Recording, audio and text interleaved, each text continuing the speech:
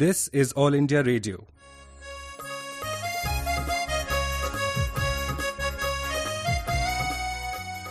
Welcome to Science Serial, Life Must Go On. All India Radio, in collaboration with Vigyan-Prasar, presents Science Serial, Life Must Go On, based on understanding and managing sustainable development. Episode number 4, titled, How Much Do We Need?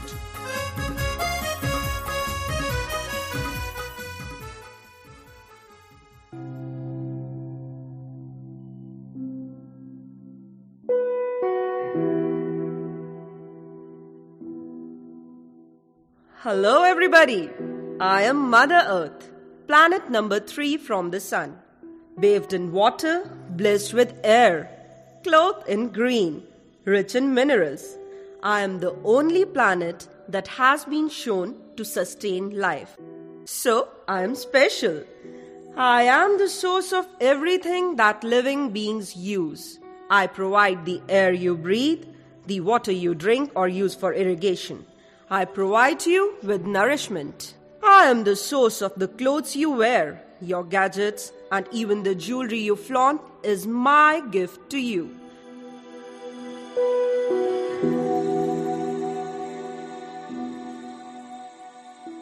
Over the years, I've given these gifts willingly, gladly even. But in the past few decades, the demands have become increasingly more and more, and now it is almost beyond my capacity to meet these demands. It is my youngest child, yes, I mean human beings, that is causing me this distress. However, the species is an intelligent one. Hope for the planet hinges on those who have woken up to the fact that consuming more that is in my power to replenish will endanger everyone.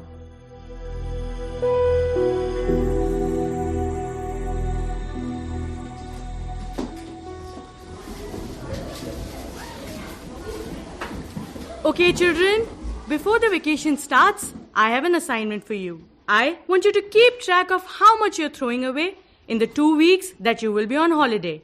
What do you mean by throwing away? What sorts of things? Well, I actually mean everything that you dispose of. You get the idea, right? Keep track, okay? It is an experiment. I recently read what Jim Leap, Director General of WWF International, had said, that we are living as if we have an extra planet at our disposal. We are using 50% more resources that the Earth can sustainably produce. And unless we change course, that number will grow fast. And by 2030, even 2 planets will not be enough. Oh, this is terrible. We will surely keep track of all what we're using and throwing away.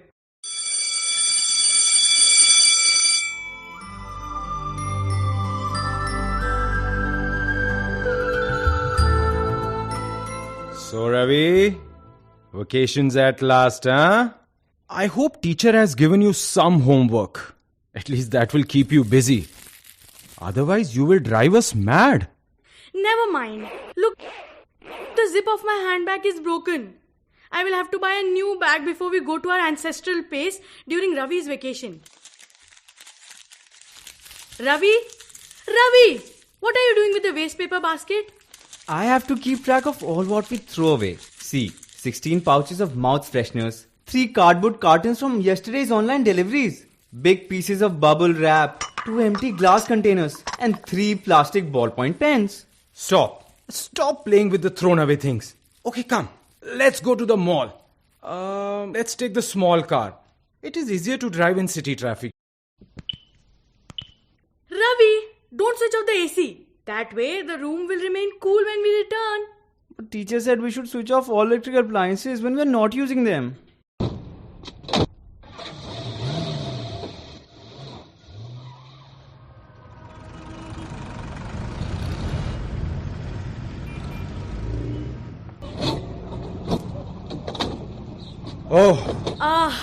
At last we have reached.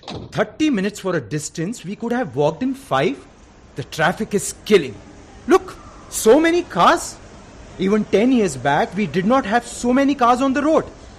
I do not understand why people drive their big cars in cities. Dad? Yes? Our teacher says big cars guzzle fuel, and these cars are high maintenance. Parts that break down are replaced, not repaired. So more and more parts have to be made, and a lot of metal has to be mined. Correct. A lot of plastic has to be made. She says this puts pressure on our limited natural resources. And what else is she saying? She says this is a policy of making sure that things rapidly become obsolete and so require replacing. Manufacturers frequently change in design, stop making spare parts, and use non-durable materials so that the product breaks down quickly. Oh. This makes people buy more goods. I can afford it, okay?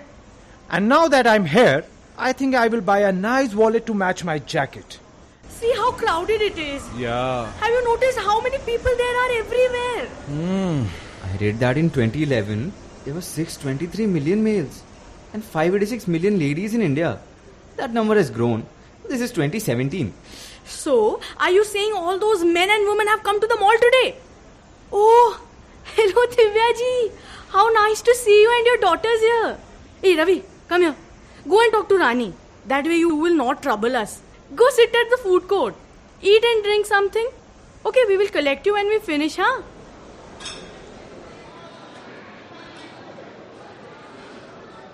What do you want to eat? Let's have cold drinks and something to munch. Have you started keeping track of all the throwaway stuff? I already have a long list. I never realized how much we throw away every day. I will have new things to add to my list once Didi and Mummy unpack all that they've bought today. The boot of the car is so full. You know, Mummy buys a washing powder that is packed in a plastic pouch. And then it's inside a big hard cardboard box, which she throws away at the counter itself. What a waste. So many trees cut down to make paper.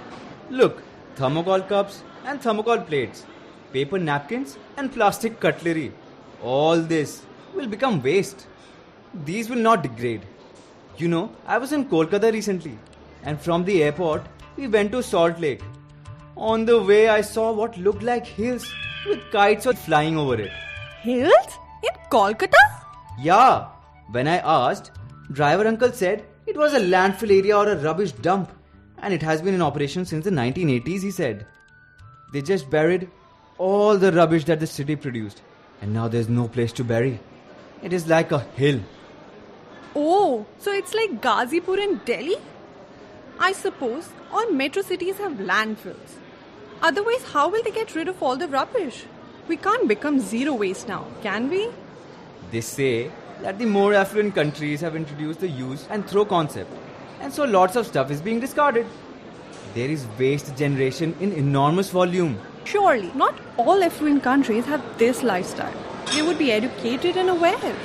Many affluent countries, particularly in Europe, have an eco-friendly and green way of life, like our traditional Indian way. I have read that Sweden is zero waste. Really? Huh? But even if we cannot become zero waste, we can at least waste less and manage the waste better. That's true. And why should we continue to use thermocol plates and plastic cutlery? Can we not use sal leaf, plates and bowls? That's a brilliant idea. Even if discarded, it will degrade in the soil without hurting the Mother Earth.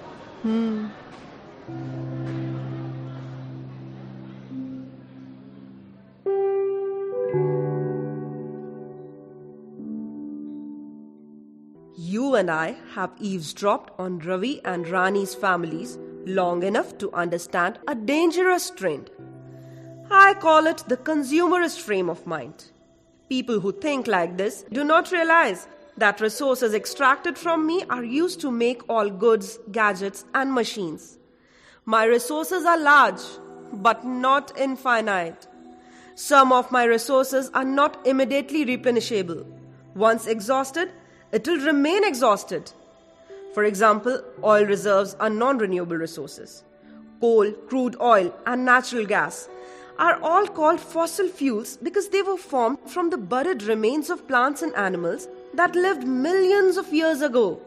Can you expect to get newly formed supplies of this resource once you finish all known ones? Even a century ago, human beings repaired what was broken or found an ingenious way of sidestepping the problem. Then, The rich countries began to throw away such items and replace the new ones without a second thought. So more goods began to be manufactured. This led to increased demand for raw materials, which means increased drain of my resources. There is a land called India that was once a place that took great care of my resources. There were people called kabariwalas who purchased old and broken things and then they were recycled. They were my green ambassadors who helped recycle my resources. Local shops sold stuff in small paper bags made out of old notebook pages. They did not use plastic. Empty containers were used to store other items. Old saris were used to make soft blankets and washable nappies for babies. Traditionally, in India, very little of anything was wasted or ended in landfills. Ravi and Rani's parents live in India too, but they have embraced a new way of life that emulates the wasteful lifestyle of some affluent nations. Yet, not all hope is lost. The young generation seems to be aware of my woes. Let me see what is happening in another part of India.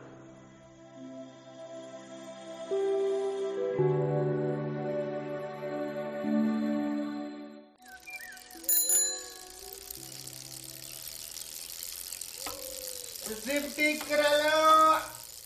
अरे छाता भी ठीक करा लो। छाता ठीक करा लो। Zip ठीक करा लो। जिप वाला।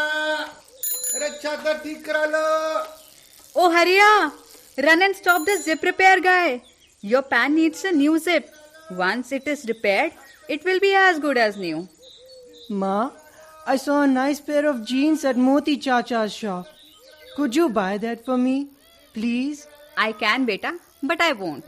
Your pants are almost new and still have lot of wear in them. Okay. Bhaiya, please wait. हाँ भैया बोलो। Oh, this is a nice pant. Huh? Once I change the zip, it will be first class, you see. Huh? And I repair umbrellas too. I can change one spoke and your umbrella will be as good as new. See. There. All done. 5 rupees for the zip and 10 rupees for the spoke. Yes. Here you are. Thank you. Thank you. Thank you, Bhaiya. Okay. अच्छा बहन जी। Zip ठीक करा लो। अरे छाता भी ठीक करा लो। छाता ठीक करा लो। And Hari, I'm going to the field. Take care of your sister. Okay, Mom. Yeah, and if you need to change her nappies, you will find a pile of soft cotton ones I made from a torn sari yesterday. Did you get it? And sit by her side and do your homework. I will check it when I come back home. Okay.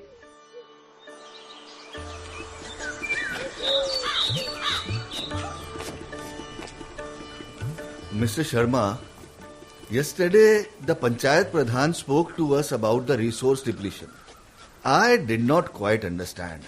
You see, I have been so worried about the dropping level of water in my well that I did not listen properly. You know, actually that is exactly what the Panchayat Pradhan was talking about. You may have seen that many of your neighbors have installed pumps that run long hours. In the name of irrigation, they are consuming water, a resource faster than it can be replenished. No wonder groundwater levels are going down. They are taking out more water than it is seasonally replenished. How long can we afford to do so before we run out of groundwater? Very valid question. You know, don't you, that India is the largest groundwater user in the world. We use about 90% of the groundwater for food production. You know that? Yes. I have been noticing that every year the water level is going down in my well. The river nearby is drying up too. They are quarrying the riverbed now, but there are so many mouths to feed. We need more water, more land. We have to use up more resources. Yes. Exponential increase in population is a problem. All right? Yes. Now, according to one estimate, there are more than 7 billion living humans on Earth. Yet, just 200 years ago, we numbered less than 1 billion. By 2045, global population is projected to reach 9 billion. Life expectancy has also increased. There are more mouths to feed. Yes, sir. Sir, but that is only natural. Families grow, populations grow, we grow more crops. I wish it were that easily explained. Yes. There is a bit of science behind the study of population growth. Thomas Robert Malthus was the first economist to propose a systematic theory of population. Oh, I see. And what did he say? To put it very simplistically, according to Malthus, population increases faster than the supply of food available for its needs. If population grows faster than food production, the growth is checked in the end. And you know how? By famine, disease, war. We call this Malthusian crisis. Oh my God. So people will die and the balance will be regained. No. That is not the only reason. There are many other factors. For example, many learned people predicted that in 1970s and 1980s, hundreds of millions of people would die of starvation. But nothing like that happened. No. Nothing happened. They had failed to foresee the tremendous influence of technology and appropriate intervention in agriculture. Yes. We had better seeds. Fertilizers and pesticides increased crop yields. Developments in transport and food processing facilities helped us to produce more from the same limited resources. Not only that, medical advances meant many people survived illnesses that would have earlier killed them. People began to live longer. But now, technology intervention are peaking. But we still need more food, we need more clothes, we need shelter for everyone. Population is exploding. You're right. Last month, Kamla and I had gone to the city.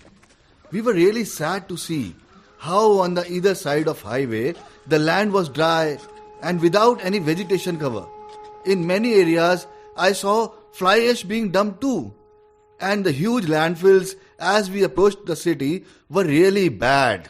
The piles of rubbish. It broke my heart, sir. If land is degraded like this, how can we grow more foods for all the mouths? Yes, I do understand. It is indeed unfortunate that the first book highlighting the negative impact of environmental degradation was published as early as 1962. Really? In 1962? Over half a century ago? Who wrote it? She was an American marine biologist and conservationist named Rachel Carson. She called her book Silent Spring.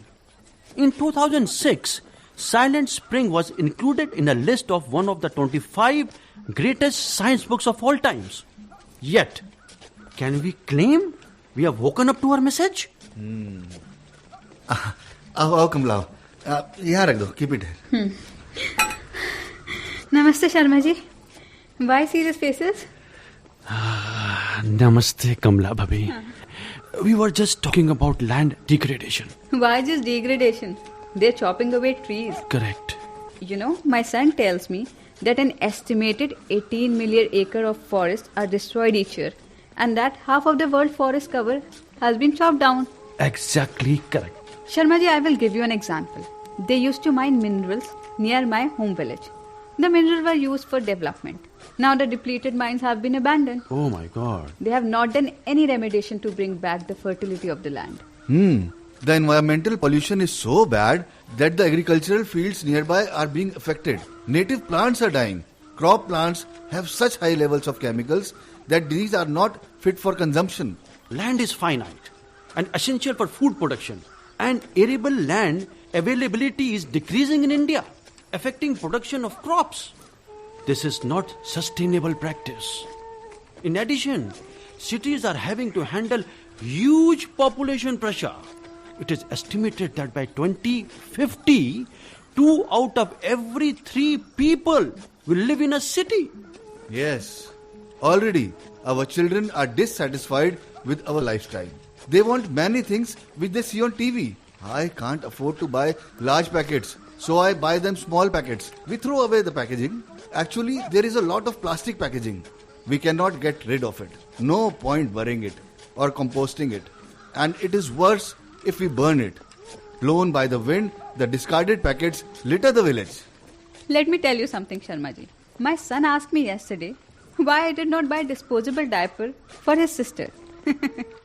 Kids pick up their values from what they see and hear. Correct, yes. They do not understand the long-term impact of such wasteful practices. Exactly. He wants us to buy a motorcycle instead of bicycle that we have. You know, his dream is to own a car. Many people desire to own cars. The number of cars in the world is expected to double by 2030. So we need to build broader roads and we need more fuel. That is the problem, Sharmaji. From where will we get so much extra petroleum? Have you seen how expensive kerosene has become? There is never enough for everyone. Even LPG cylinders are costing more. Everything is in short supply. My mother did not face any of these problems much. But if I am not careful and frugal, my children will have to face scarcity. Those were the good days. Exactly.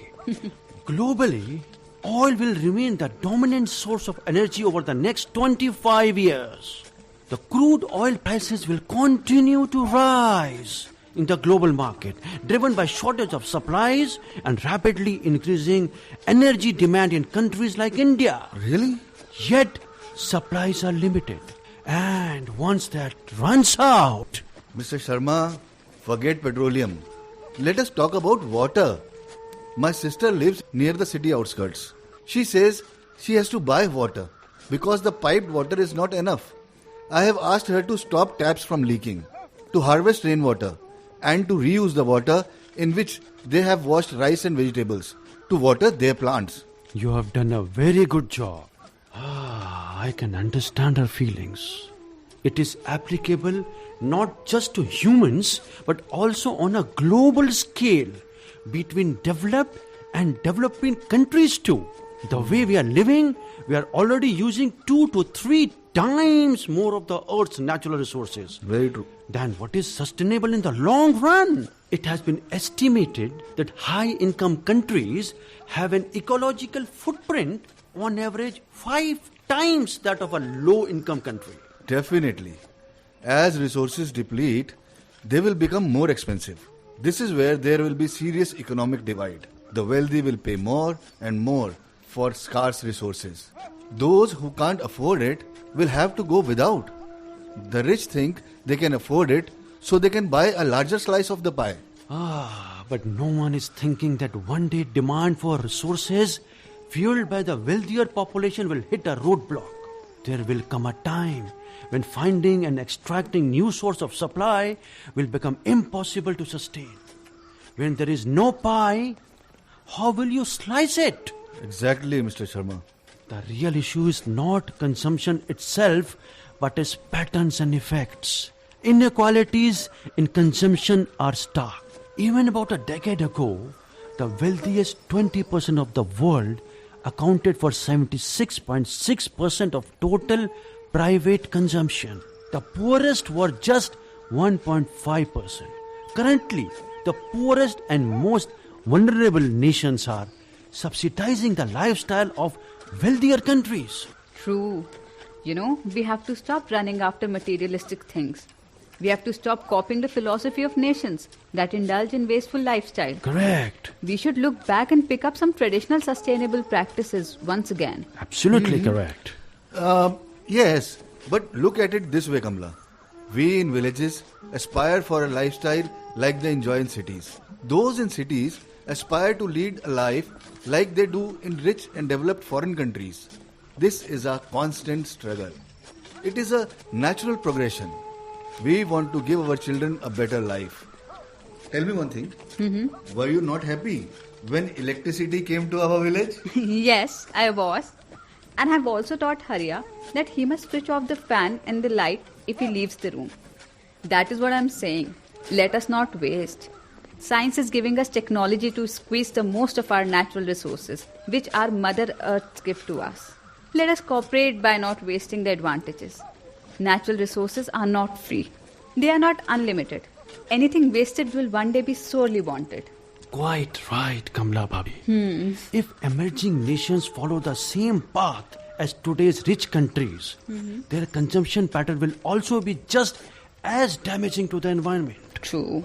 Resources are needed to power India's economic growth. These resources may be from domestic sources or imported. We have to ensure that resources are used wisely and optimally. Waste not, want not. The current global inefficient use of water, energy and agricultural inputs cannot be allowed to continue. That's right. So how can this be done?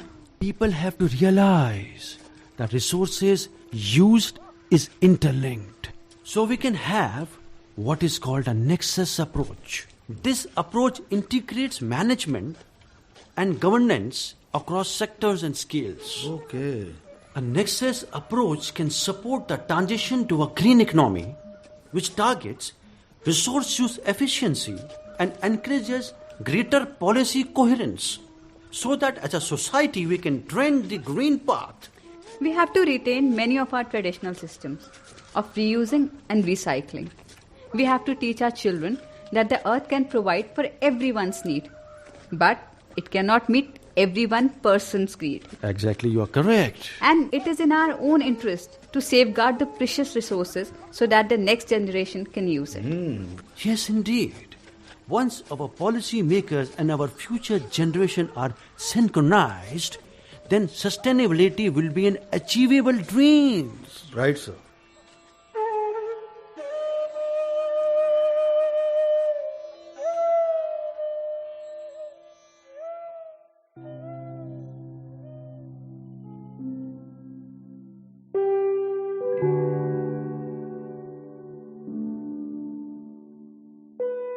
Remember, sustainability is not just a word.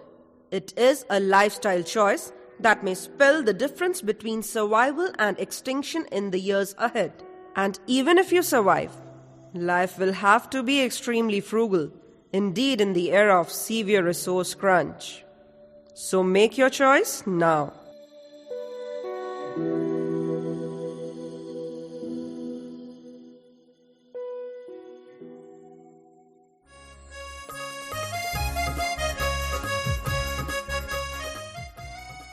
Life must go on.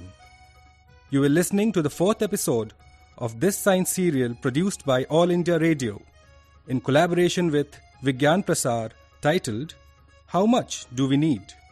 Coordinators were Dr. R. Gopichandran and Dr. B.K. Tyagi. Scripted by Sukanya Datta. Directed and produced by Naveen Kumar Gupta. Recording and mixing by Akhya Jayavardhan. Participant artists were Surbhi Verma, Shefali Vyas, Harshit Patel, Nikhil Devan, Vriddhi Kapani, Rakshit Thaplial, Manal Saeed, Nitin Bhasin, Sumit Khosla. Hey listeners, please stay with us. Here are 2 questions for you. The lucky winner will get an attractive prize from Vigyan-Prasar. The first question is, what is fossil oil? And the second question is, why is environmental pollution happening? You can send your answers by simple post. Our address is Science Serial Life Must Go On. All India Radio, room number 615, New Broadcasting House, Sansad Marg, New Delhi, 110001. You can also write on our email ID, radio@vigyanprasar.gov.in. Please do write or mail us your full name, age and profession. If associated with Science Club, do let us know the membership of your club. If you have any query or questions, don't hesitate to write to us. We will be back again with the next episode of this science serial, Life Must Go On. Same day, same time, next week. Till then, goodbye.